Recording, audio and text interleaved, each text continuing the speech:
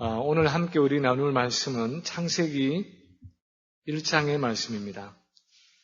창세기 1장 1절에서 마지막 절까지 좀 긴 본문이지만 우리 한번 집중해서 마지막 절까지 한번 교독하겠습니다. 창세기 1장 1절에서 31절까지 한 절씩 교독하도록 하겠습니다. 제가 1절을 먼저 읽습니다. 태초에 하나님이 천지를 창조하시니라. 땅이 혼돈하고 공허하며 흑암이 깊음 위에 있고 하나님의 영은 수면 위에 운행하시니라. 하나님이 이르시되 빛이 있으라 하시니 빛이 있었고 빛이 하나님이 보시기에 좋았더라. 하나님이 빛과 어두움을 나누사 하나님이 빛을 낮이라 부르시고 어두움을 밤이라 부르시니라. 저녁이 되고 아침이 되니 이는 첫째 날이니라. 하나님이 이르시되 물 가운데 궁창이 있어 물과 물로 나뉘라 하시고 하나님이 궁창을 만드사 궁창 아래의 물과 궁창 위의 물로 나뉘게 하시니 그대로 되니라. 하나님이 궁창을 하늘이라 부르시니라. 저녁이 되고 아침이 되니 이는 둘째 날이니라. 하나님이 이르시되 천하의 물이 한 곳으로 모이고 묻이 드러나라 하시니 그대로 되니라. 하나님이 묻을 땅이라 부르시고 모인 물을 바다라 부르시니 하나님이 보시기에 좋았더라. 하나님이 이르시되 땅은 풀과 씨 맺는 채소와 각기 종류대로 씨 가진 열매 맺는 나무를 내라 하시니 그대로 되어 땅이 풀과 각기 종류대로 씨 맺는 채소와 각기 종류대로 씨 가진 열매 맺는 나무를 내니 하나님이 보시기에 좋았더라. 저녁이 되고 아침이 되니 이는 셋째 날이니라. 하나님이 이르시되 하늘의 궁창에 광명체들이 있어 낮과 밤을 나누게 하고 그것들로 징조와 계절과 날과 해를 이루게 하라. 또 광명체들이 하늘의 궁창에 있어 땅을 비추라 하시니 그대로 되니라. 하나님이 두 큰 광명체를 만드사 큰 광명체로 낮을 주관하게 하시고 작은 광명체로 밤을 주관하게 하시며 또 별들을 만드시고 하나님이 그것들을 하늘의 궁창에 두어 땅을 비추게 하시며 낮과 밤을 주관하게 하시고 빛과 어둠을 나누게 하시니 하나님이 보시기에 좋았더라. 저녁이 되고 아침이 되니 이는 넷째 날이니라. 하나님이 이르시되 물들은 생물을 번성하게 하라. 땅 위 하늘의 궁창에는 새가 나르라 하시고 하나님이 큰 바다 짐승들과 물에서 번성하여 움직이는 모든 생물을 그 종류대로 날개 있는 모든 새를 그 종류대로 창조하시니 하나님이 보시기에 좋았더라. 하나님이 그들에게 복을 주시며 이르시되 생육하고 번성하여 여러 바닷물에 충만하라. 새들도 땅에 번성하라 하시니라. 저녁이 되고 아침이 되니 이는 다섯째 날이니라. 하나님이 이르시되 땅은 생물을 그 종류대로 내되 가축과 기는 것과 땅의 짐승을 종류대로 내라 하시니 그대로 되니라. 하나님이 땅의 짐승을 그 종류대로 가축을 그 종류대로 땅에 기는 모든 것을 그 종류대로 만드시니 하나님이 보시기에 좋았더라. 하나님이 이르시되 우리의 형상을 따라 우리의 모양대로 우리가 사람을 만들고 그들로 바다의 물고기와 하늘의 새와 가축과 온 땅과 땅에 기는 모든 것을 다스리게 하자 하시고 하나님이 자기 형상 곧 하나님의 형상대로 사람을 창조하시되 남자와 여자를 창조하시고 하나님이 그들에게 복을 주시며 하나님이 그들에게 이르시되 생육하고 번성하여 땅에 충만하라. 땅을 정복하라. 바다의 물고기와 하늘의 새와 땅에 움직이는 모든 생물을 다스리라 하시니라. 하나님이 이르시되 내가 온 지면에 씨 맺는 모든 채소와 씨 가진 열매 맺는 모든 나무를 너희에게 주노니 너희의 먹을 거리가 되리라. 또 땅의 모든 짐승과 하늘의 모든 새와 생명이 있어 땅에 기는 모든 것에게는 내가 모든 푸른 풀을 먹을 거리로 주노라 하시니 그대로 되니라. 31절 다 같이요. 하나님이 지으신 그 모든 것을 보시니 보시기에 심히 좋았더라. 저녁이 되고 아침이 되니 이는 여섯째 날이니라. 아멘. 지난 6월 29일에 연방대법원이 동성결혼을 합법화하고 나서 닷새가 지난 7월 초에 몬타나 주에 살고 있는 이 네이선 콜리어라는 남성이 몬타나 주 법원에 두 사람의 아내와 합법적으로 결혼할 수 있도록 해달라는 청원서를 제출했습니다. 만약 한 남자와 한 여자가 가정을 이루는 것이 결혼이다 하는 전통적인 결혼의 정의가 폐기되었다면 한 남자가 두 여자와 결혼하는 일부 다처제도 얼마든지 합법적으로 가능하다 하는 논리였습니다. 오히려 남자와 남자가 결혼을 하고 여자와 여자가 결혼을 하는 그 동성 결혼보다 훨씬 더 합리적이고 받아들이기 쉬운 결정이라고 주장을 하면서 만약에 주 정부 법원이 그것을 받아주지 않으면 연방 법원에 항소하겠다 그렇게 경고하고 있습니다. 사람들은 동성 결혼이 이미 합법화된 이 마당에 일부 다처제의 결혼이 허용되는 것은 이제 그냥 시간 문제일 뿐이다 그렇게 생각을 하고 있습니다. 그래서 머지않아서 일부 다처제도 법적으로 허용이 되지 않겠나 그렇게 내다보고 있습니다. 한번 하나님이 세우신 창조의 질서를 허물고 나면 이제는 그 무엇으로도 막을 수 없는 인본주의와 세속주의가 걷잡을 수 없는 그런 속도로 이 사회를 점령해 가는 것입니다. 한번 절대적인 기준이 무너지고 나면 이제 모든 것이 상대적이고 실용적이고 상황윤리적인 가치체계 안에서 움직일 수밖에 없는 것입니다. 그래서 바울이 디모데에게 그러나 너는 배우고 확신한 일에 거하라 그렇게 명령했고 이제는 그 어느 때보다도 하나님의 말씀인 성경에 근거한 절대적인 원리와 가치 체계가 전혀 없이 중요한 시대가 되었습니다. 이 성경만이 풍랑과 파도 속에 흔들리는 배를 든든하게 붙잡아 줄 수 있는 닷과 같이 세상의 상대적인 가치관과 흔들리는 삶의 원리들을 그 속에서도 우리를 견고하게 지켜줄 수 있는 영혼의 닻이 되는 것입니다. 특히 성경의 첫 번째 책이 되는 이 창세기는 그 무엇보다도 인간 존재의 목적에 대해서 말씀해 주고 있는 책입니다.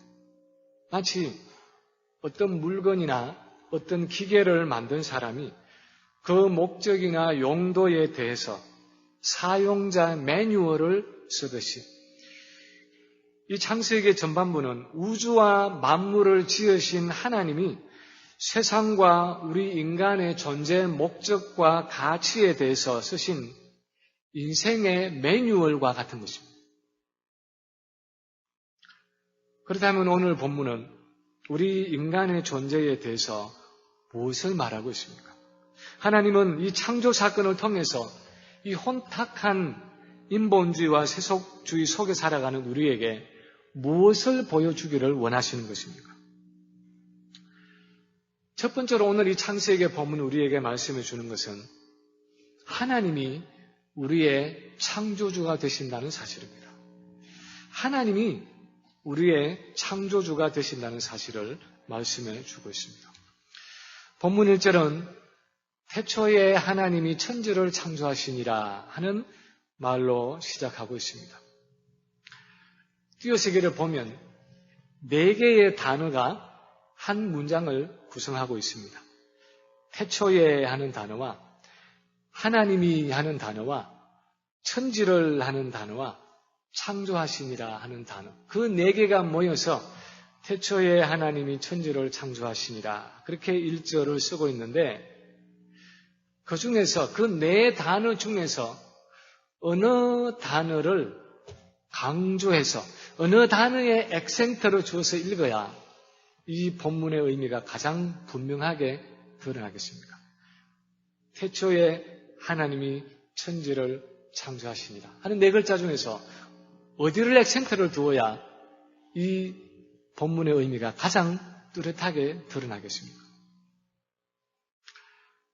본문의 문맥에서 보면 그리고 모세가 맨 처음에 이 글을 쓸 때 가졌던 그 신학적인 의도를 보면 이 문장에서 강조되어야 하는 단어는 태초에 하나님이 하는 이 하나님이라는 단어입니다.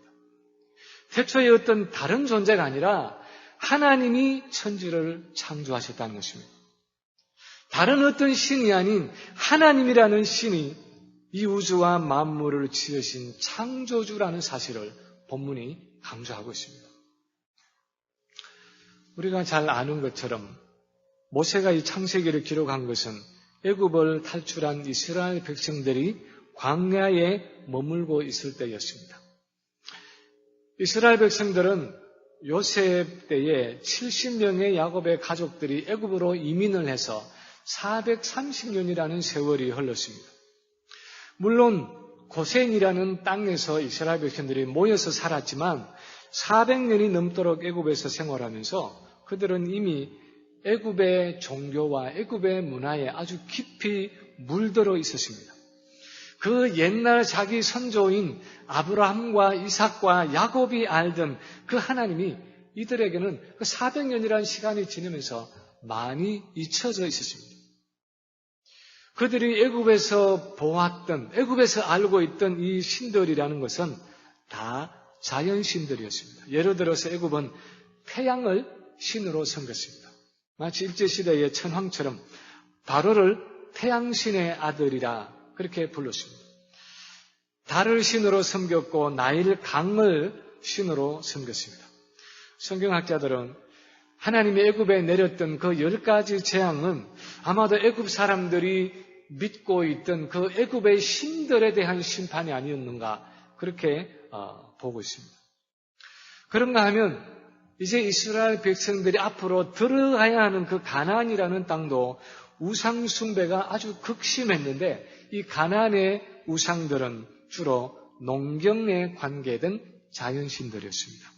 대표적인 가나안의 그 신이었던 바알은 농사에 필요한 그 비를 몰아오는 그런 태풍의 신으로 여겨졌습니다. 나중에 이스라엘이 음란하게 산당을 세워서 섬기게 되는 이 아세라 목상도 다산과 풍년을 주는 그런 신으로 여겨지는 농경신이었습니다. 이렇게 이스라엘 백성들이 주변에서 보고 들어서 아는 신이라는 것은 모두가 자연신이었습니다. 하나님으로부터 지음을 받은 자연을, 다시 말해서 피조물들을 신이라고 그렇게 섬기고 있었습니다. 그러나 하나님은 이제 자신을 피조물에 불과한 그런 애굽과 가나안의 신들과는 현저하게 다른 온 천하를 창조하신 창조주 하나님이심을 나타내기를 원하셨습니다. 유일하고 절대적인 신으로서 온 우주와 만물을 지으신 애굽과 가나안이 신으로 섬기고 있는 그 자연을, 그 온갖 자연을 지으신 창조주 하나님이신 것을 이 이스라엘 백성들에게 가르치기를 원하셨습니다.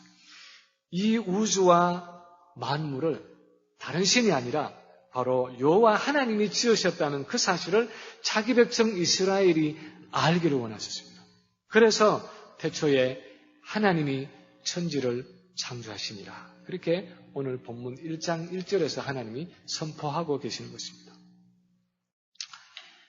이 하나님의 창조주 되심은 창세기 1장 1절에서부터 시작해서 요한계시록 마지막 절까지 성경 전체를 흘러가는 가장 중요한 대전제라고 말할 수 있습니다. 대전제라고 그렇게 말을 붙이는 것은 이것을 전제하지 않고는 성경 전체를 바로 이해할 수가 없다는 것입니다. 성경의 모든 사건과 말씀은 이미 이 사실을 하나님이 창조주 되신다는 그 사실을 전제로 하고 쓰고 있기 때문에 이 전제를 인정하지 않고는 성경은 물론이거니와 성경이 말하고 있는 인간과 온 세계에 대해서 결코 이해할 수 없다는 것입니다. 저는 때때로 성경을 읽다가 굉장히 간결하면서도 너무나 함축적인 의미를 담고 있는 구절들이 있다고 생각하는데 그 중에 하나가 에베소서 6장 1절의 말씀이라고 생각합니다. 거기 보면은 이렇게 쓰고 있습니다. 자녀들아 너희 부모를 주 안에서 순종하라. 이것이 옳으니라. 자녀들아 주 안에서 너희 부모를 순종하라 하고 나서 그 이유를 쓰기를 이것이 옳으니라. 그렇게 이유를 붙이고 있습니다. 저 같으면 만약에 제가 그거를 쓴다면 자녀들아 주 안에서 너희 부모를 순종하라 하고 나서 왜냐하면 부모가 너희를 얼마나 고생해서 낳으셨느냐. 부모가 얼마나 진자리 마른자를 갈아넣으면서 너희를 먹이고 너희를 입히고 필요한 모든 것들을 그렇게 공급하면서 얼마나 고생을 하면서 이민생활을 하면서 교육을 시켰고 하면서 구구절절히 그 이유를 아주 자세하게 설명하면서 마음에 와닿도록 그렇게 설명을 할 텐데 성경은 그런 구구절절에 아무런 설명 없이 순종해야 할 이 이유를 단 한마디로 일축하고 있습니다. 자녀들아 주 안에서 너희 부모를 순종하라. 이것이 옳으니라. 이것이 옳으니라. This is right. 그냥 왜 옳은지에 대한 설명이 없이 그냥 이것이 옳다. 그렇게 선포하고 있습니다. 왜냐하면 부모에게는 자식에게 설명할 수 없는 또한 설명할 필요도 없는 어떤 초월성과 절대성 또는 어떤 위계질서가 있기 때문입니다. 설사 잘 못 먹이고 설사 잘 못 입히고 남보다 좀 더 교육을 못 시켰다고 하더라도 부모와 자녀라는 그 관계성 때문에 생기는 어떤 존재적인 절대성이 부모에게는 있다는 것입니다. 이 점에 있어서 부모는 그의 부모됨에 대해서 자녀를 설득하고 동의를 구하는 것이 아니라 일방적으로 선포하고 선언하는 것입니다. 똑같은 원리가 하나님과 사람 사이에도 적용됩니다. 하나님은 창조주로서 우리 존재의 근원이 되시기 때문에 우리가 존재하는 그 순간부터 우리를 향한 절대적인 주권이 하나님께 있다는 것입니다. 사람들이 어떻게 생각하든지 간에 우리의 존재는 하나님께로부터 왔고 하나님께 의존되어 있고 우리 존재의 가치와 목적이 하나님께로부터 오며 그래서 마침내 하나님께 우리의 삶을 결산하게 되어 있다는 것입니다. 그래서 태초에 하나님이 천지를 창조하셨다 하는 이 선언은 그분이 창조주로서 우리 존재의 근원이 되시고 우리 존재에 대한 주권을 가지고 계시고 우리는 피조물로서 그분으로부터 존재의 의미와 목적을 부여받는다는 것입니다. 두 번째로 오늘 본문에 또한 우리에게 말씀해 주고 있는 것은 이 하나님의 창조는 구체적인 목적과 계획을 가진 창조였다는 사실입니다. 이 하나님의 창조는 아주 구체적인 목적과 계획을 가진 창조였다는 사실입니다. 창세기 1장이 창조 사건에 대한 자세한 기록을 하면서 우리에게 보여주고 있는 사실은 하나님이 세상을 창조하실 때 아무런 생각 없이 즉흥적으로 어쩌다가 보니까 우연히 만물을 만들어내신 것이 아니라 거기에는 하나님의 세밀한 목적과 계획과 의도가 있었다는 사실입니다. 오늘 이 본문에서 6일간에 하나님이 만드신 그 창조의 순서를 찬찬히 살펴보면 그것을 확연하게 알 수 있습니다. 예를 들어서 처음에 3일은 뒤에 3일 동안 창조하실 그 기초를 놓는 작업을 하고 있습니다. 첫째 날은 모든 것의 근원이 되시는 빛을 만드셨습니다.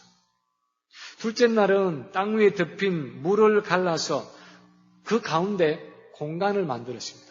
그래서 땅 위의 물과 땅 밑의 물로 그렇게 나누시면서 공간을 하늘이라 부르시고 땅 위에 남아있는 물을 바다라고 부르셨습니다. 셋째 날은 그 땅 위에 있는 물인 바다의 물을 한 곳으로 모아서 바다를 놓고 그 다음에 드러나는 곳을 육지로 만드셨습니다. 그리고 그 육지에다가 채소와 과일 그런 나무들을 창조하셨습니다.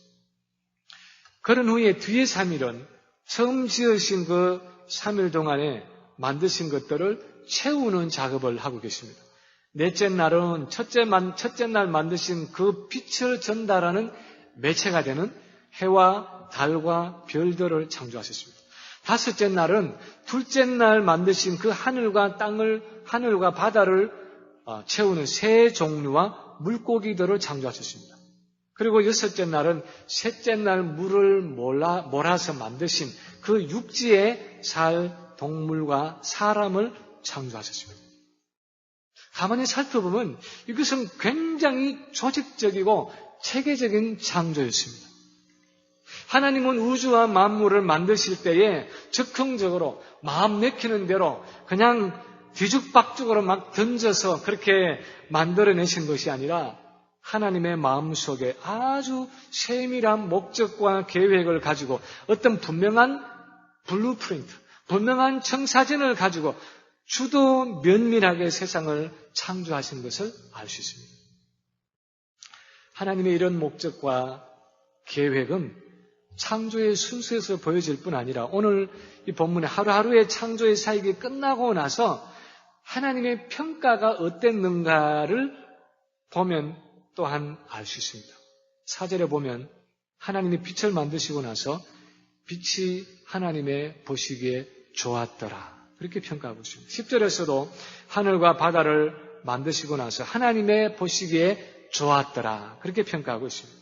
12절에서도 각종 채소와 열매 맺는 과목이 만들어지고 나서 하나님이 보시기에 좋았더라. 그렇게 말씀하고 있습니다. 18절, 21절, 25절에서도 하나님의 보시기에 좋았더라. 그렇게 창조의 사역을 평가하고 있습니다. 하나님의 보시기에 좋았더라. 하나님이 좋았다 하는 이 표현은, 이 말의 의미는 It looks good 하는 단순히 보기에 좋았다 하는 정도가 아니라 그냥 윤리적, 도덕적으로 악의 없이 선했다 하는 정도가 아니라 그것이 하나님이 의도하시고 하나님이 계획하신 그 목적에 부합하게 지어졌더라 하는 의미입니다. 예를 들어서 어떤 조각가가 조각품을 만들기 위해서 끌과 망치를 들고 이제 돌을 두드리기 시작을 할 때에 아무 생각 없이 손 가는 대로 조각품을 만들어내는 것이 아니라 머릿속에 어떤 종류의 구상을 가지고 그 돌에다가 이 정을 쬐기 시작하는 것과 마찬가지입니다. 그래서 마침내 그 작품이 본인이 의도했던 것과 같이 잘 만들어졌을 때에 그 작품을 바라보면서 It's good. It looks great. 야, 정말 좋구나. 정말 잘 만들어졌구나. 그렇게 기뻐하고 만족하는 것과 똑같습니다. 마찬가지로 오늘 본문에서 하나님이 보시기에 좋았더라 하는 이 표현은 하나님이 그 영원하신 그 마음속에 하나님의 마음속에 생각하신 것을 말씀하셨을 때에 실제로 이 우주 만물이 하나님이 의도하신 대로 잘 만들어졌다는 의미입니다. 이런 창세기의 기록뿐 아니라 우리가 생활 속에서 하나님이 창조하신 우주 만물을 자세히 관찰해 보면 거기에 어떤 분명한 목적과 계획이 있다는 사실을 부인할 수가 없습니다. 하나님이 창조하신 아주 작은 미생물을 보아도 그렇고 무한히 거대한 이 우주의 그 전체 모습을 보아도 그렇고 하나님이 만드신 이 세상의 어디를 둘러보아도 거기에는 거부할 수 없는 어떤 창조의 질서와 계획이 있다는 사실을 우리가 부인할 수가 없습니다. 오늘날 우리가 사는 이 시대의 가치관 중에 하나는 이 세상이 가지고 있는 그 뚜렷한 가치관 중에 하나는 우주와 창조의 무목적성입니다. 인간을 포함한 이 우주와 만물이 생겨난 것은 어떤 목적과 계획이 있어서가 아니라 우연히 만들어졌다는 것입니다. 빅뱅이라는 시리에 의하면 빅뱅 하는 그 빅뱅 시리에 의하면 우주는 수백만 년 전에 우연히 어떤 거대한 덩어리의 물질이 폭발되어서 오늘의 이 우주가 만들어졌다. 그렇게 설명을 하고 있습니다. 진화론에 따르면 생명체는 어떤 무기질들이 결합하다가 단세포 생물이 생겨나고 그 단세포 생물이 우연히 어쩌다가 보니까 좀 더 복잡한 다세포 생물이 다세포 생물이 생겨나고 거기서 발전해서 원시적인 아주 단순한 다세포 생물에서 좀 더 복잡한 그런 형태의 생물체로 진화해 가다가 어쩌다 보니까 원숭이에서 어쩌다 보니까 오늘날 인간이 생겨나게 되었다. 그렇게 진화를 주장합니다.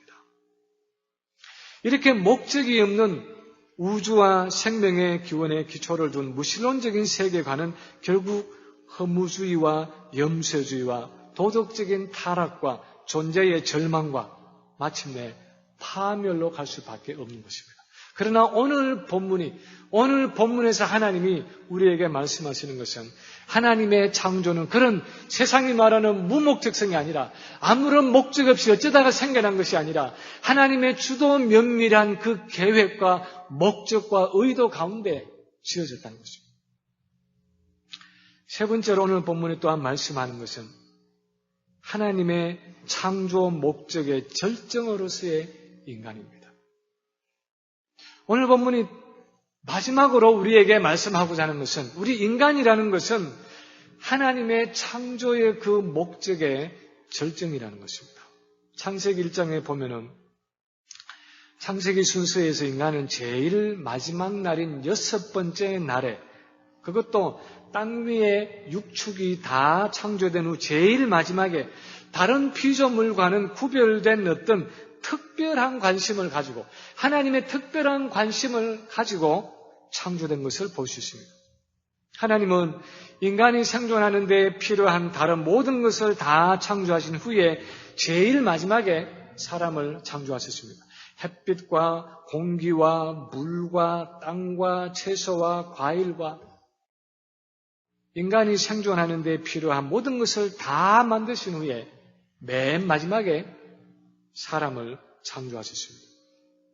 그리고 다음 주에 좀 자세하게 우리가 살펴보겠지만 1장 28절에 보면 하나님이 창조하신 이 땅 위에 생육하고 번성해서 땅에 충만하라, 땅을 정복하라 그렇게 말씀하시고 바다의 고기와 공중의 새와 땅에 움직이는 모든 생물들을 다스리라, 하나님을 대신해서 다스리라 그렇게 말씀하셨습니다. 그리고 29절에 보면은 온 지면의 모든 채소와 열매를 사람이 먹고 살아갈 수 있는 식물로 주셨습니다. 그리고 9장에 보면은 노아 홍수 후에는 이제는 채소와 그런 과일뿐 아니라 동물까지도 사람의 식물로 주셨습니다. 그리고 또 하나 특이한 것은 인간을 창조하신 후에 그 피조물을 향한 하나님의 평가는 앞에서 말하는 하나님의 보시기에 좋았더라 하는 그 일반적인 평가를 넘어서 하나님의 보시기에 심히 좋았더라 하는 극찬을 하고 있는 것을 볼 수 있습니다. 다시 말하면 인간을 창조하고 나서야 드디어 하나님이 의도하신 그 모든 창조의 계획이, 그 창조의 목적이 완벽하게 이루어졌다는 의미입니다. 아마도 오늘 본문에 It is very good, It's very good 하는 그 표현을 넘어서 It's perfect 하는 그런 표현을 사용할 수 있을 것입니다. 인간이 창조됨으로써 이제 하나님이 원하시는 목적과 계획이 이 땅에 이루어질 수 있는 모든 준비가 완료되었다는 것입니다. 그런 의미에서 사람은 하나님의 창조의 절정이었습니다. 클라이맥스였습니다. 인간은 모든 피조물을 향해 가지셨던 그 하나님의 목적과 계획을 이룰 대표자였고, 만약 연극으로 말하면 주연 배우였습니다. 연극을 위해서는 여러 가지가 필요합니다. 여러분이 크리스마스 때 연극을 해보셨든지 학창 시절에 연극을 해보셨으면 아시겠지만 연극에는 그 극이 효과적으로 그렇게 진행되기 위해서는 여러 가지가 필요합니다. 무대도 필요하고 그 무대 뒤편에 마련되는 어떤 배경도 필요하고 소품도 필요하고 무슨 복장도 필요하고 조명도 필요하고 극본도 필요합니다. 그런데 만약 배우가 없다면 그 모든 준비가 다 소용없는 것입니다. 그 모든 준비가 다 만약에 그것을 액팅 아웃 할 수 있는 배우가 없다면 무의미한 것입니다. 주연 배우가 있음으로써 존재하는 그 모든 것들이 의미가 있고 가치가 있는 것입니다. 그래서 마치 완벽하게 꾸며진 준비된 무대 위에 이제 그 대본을 연기하기 위해서 서는 주연 배우와 같이 하나님이 완벽하게 창조하신 이 세상이라는 무대 속에 그 무대 위에 인간은 하나님의 뜻을 연출하기 위해서 서는 주연 배우처럼 가장 중요하고 결정적인 존재로 마지막 날, 마지막 시간에 창조되었다는 것입니다. 그래서 인간이 창조되었다는 것은 바로 그 하나님의 뜻, 하나님의 영원하신 계획과 목적이 인간이라는 존재 속에 집약되어 있다는 것을 의미했습니다. 인간이 그 모든 하나님의 계획과 목적과 뜻을 담고 있었습니다. 마치 우리 부모들이 내가 낳아서 기른 우리 자녀들을 바라볼 때에 말로 표현할 수 없는 그 기대와 소망과 설레임이 있듯이 그래서 아이들을 바라볼 때마다 뿌듯한 마음으로 그렇게 아이들을 바라보듯이 하나님은 자기의 영원하신 그 계획과 목적을 담고 창조의 절정으로 지어진 우리 인간을 바라보실 때 그런 기대와 소망과 설레임을 가지고 계신다는 것입니다. 그런데 오늘날 우리 주변의 현실을 보면 이런 하나님의 목적과 계획을 담고 있는 창조의 절정이고 걸작품인 우리 인간이 얼마나 하나님을 떠나서 창조주 되시는 그분의 목적과 계획과 의도에 관계없이 상관없이 살아가고 있는지를 여실히 볼 수 있습니다. 2차 대전 때에 나치 독일이 얼마나 수많은 유대인들을 짐승보다 더 못하게 취급하면서 잔인하게 학살했습니까? 일본 제국주의가 우리나라와 중국과 동남아에 얼마나 입에 담지도 못할 그 비인간적인 일들을 자행했습니까? 그런 일들 후에 불과 50년이 남짓 지난 지금 극단적인 그 이슬람 근본주의자들이 얼마나 잔인하게 자살 폭탄 테러를 하고 수많은 사람들을 고문하고 마치 짐승을 도살하듯이 그렇게 사람을 참수하고 있습니다. 이 미국 안에서만도 수많은 사람들이 다른 사람들에게 아무 이유 없이 무차별 총격을 가하면서 그렇게 자신들의 분노를 터뜨리고 있습니다. 얼마 전에 노스캐롤라이나의 찰스턴 교회에서 있었던 그 총격 사건이 몇 주 되지 않아서 채 잊혀지기도 전에 그저께 테네시의 그 군부대에서 또 총격 사건으로 5명의 사람이 죽었습니다. 오늘날 우리 주변에서 현저하게 보는 것은 성경이 말씀하고 있는 그 원래 하나님이 창조하신 그 인간의 존엄성과 인간의 귀중함이, 생명의 귀중함이 급격하게 상실되어져 가고 있다는 것입니다. 거기에 비해서 성경은 무엇이라고 말씀하고 있습니까?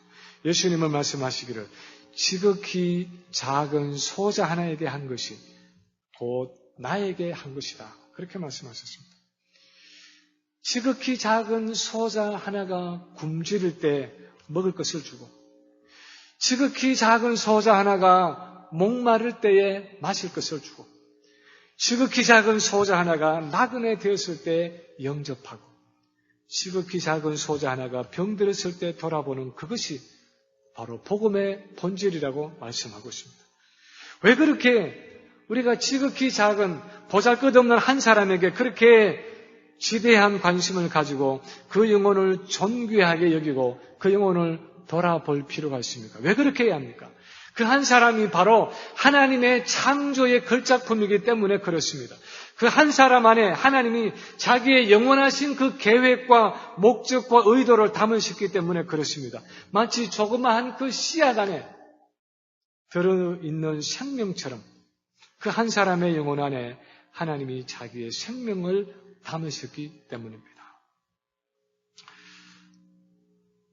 저는 우리 교회가 작은 일이지만 매년 흑인 빈민가에 가서 우리 자녀들을 보내서 거기서 그 아이들의 여름 학교를 도와주고 있다는 그 사실이 참 감사하고 생각하면 참 가슴이 뿌듯하고 벅찹니다. 지난 주간에 5명의 자녀들이 다녀왔고 이번 주간에도 아이들이 2번째 주간에 봉사를 위해서 오늘 오후에 들어갈 것입니다. 제가 감사하는 것은 우리 자녀들이 그곳에 힘들지만 그 아이들을 섬기면서 사람의 소중함을 배울 수 있다는 사실입니다. 세상적으로 보면은 어쩌면 보잘것없고 어쩌면 버려진 것 같은 그 빈민가의 아이들이 하나님의 창조의 걸작품이고 그 아이들에게도 하나님의 기대와 소망과 설레임이 있다는 사실을 우리 자녀들이 직접 가서 보고 배우면서 그 하나님의 마음을 섬김을 통해서 보여줄 수 있다는 사실입니다. 그것이 바로 오늘 본문의 창세기가 우리에게 말씀해 주고 있는 내용입니다. 이제 말씀을 마칩니다.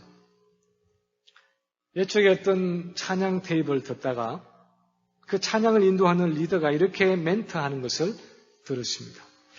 만약 세상에서 구원 얻을 사람이 나 하나뿐이었더라도 하나님은 여전히 나를 위해 예수님을 십자가에 넣어주셨을 것입니다. 무슨 뜻인지 이해가십니까? 만약에 이 세상에 구원 얻을 사람이 수백만, 수천만, 수억의 인구가 아니라 구원 얻어야 할 사람이 만약 단 하나뿐이었더라도 여전히 그 한 사람이 나를 위해서 예수님을 십자가에 내어주셨을 것입니다. 그렇게 멘트를 했습니다. 그런데요, 저는 그 멘트를 들으면서 처음에는 그 말이 잘 실감이 나지를 않았습니다. 정말 그럴까? 정말 하나님이 그러셨을까?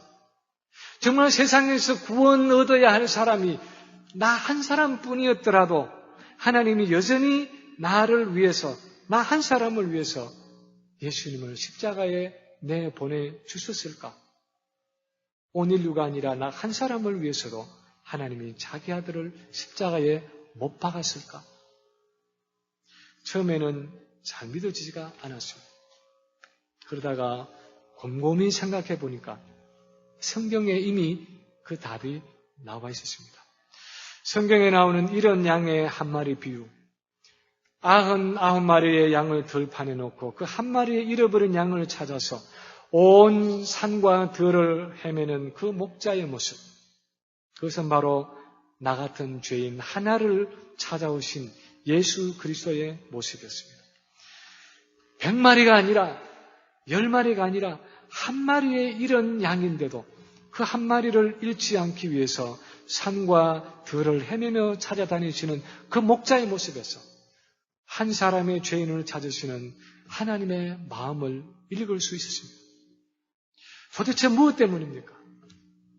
인간의 목숨이 파른 목숨처럼 죽어가는 이 세상 속에서 인간의 존재가 너무나 무가치하게 여겨져서 하루에도 수백, 수천 명의 목숨이 죽어나가는 이 세상에서 한 사람의 존재가 무엇 그렇게 대단해서 그 죄인을 구원하시기 위해서 하나님이 자기 아들 예수 그리스도를 이 세상에 보내셨단 말입니까? 왜냐하면 그 한 사람 속에 하나님의 영원하신 목적과 계획이 들어있기 때문입니다. 우리 한 사람 한 사람이 바로 하나님의 창조의 절정이기 때문에 그렇습니다. 우리의 존재 속에 하나님의 기대와 하나님의 그 바람과 하나님의 설레임이 들어있기 때문입니다. 그래서 하나님은 범죄한 우리를, 범죄에서 하나님을 떠나간 우리를 포기하지 않으시고 자기 아들을 십자가에 보내셔서 구원하신 것입니다. 이것은 세상이 결코 이해할 수 없는 인간의 존엄성입니다. 인본주의가 도저히 찾을 수 없는 인간의 가치입니다. 무신론적인 세계관이 줄 수 없는 우리 인간의 정체성입니다. 오직 성경만이 우리에게 부여해 줄 수 있는 우리 인간과 세상의 참된 모습입니다. 오늘도 그리스도 안에서 우리가 하나님의 창조의 절정이고 하나님의 목적과 계획의 집약체이고 하나님의 드라마의 주연 배우인 것을 알고 우리 자신과 남들을 존귀하게 여기고 그 하나님의 뜻을 온전히 이루어가는 모든 성도들 되시기를 주님의 이름으로 간절히 축원합니다.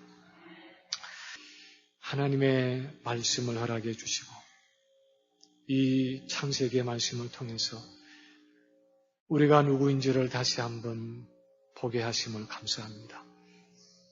결코 세상이 말해줄 수 없고 세상의 사람들이 발견할 수 없는 아버지 하나님, 이 우주 만물에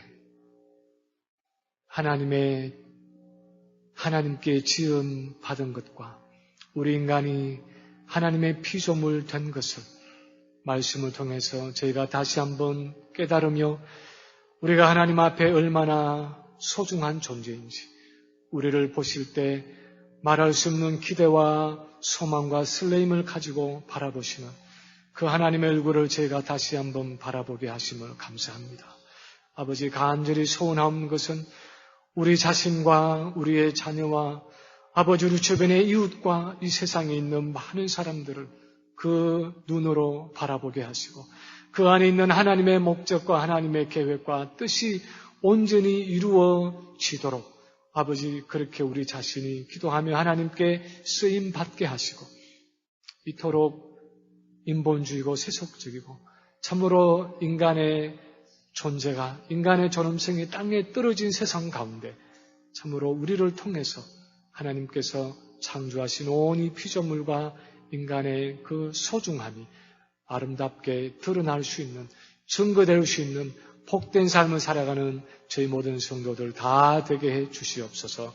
예수님 이름으로 감사하며 기도하옵나이다. 아멘.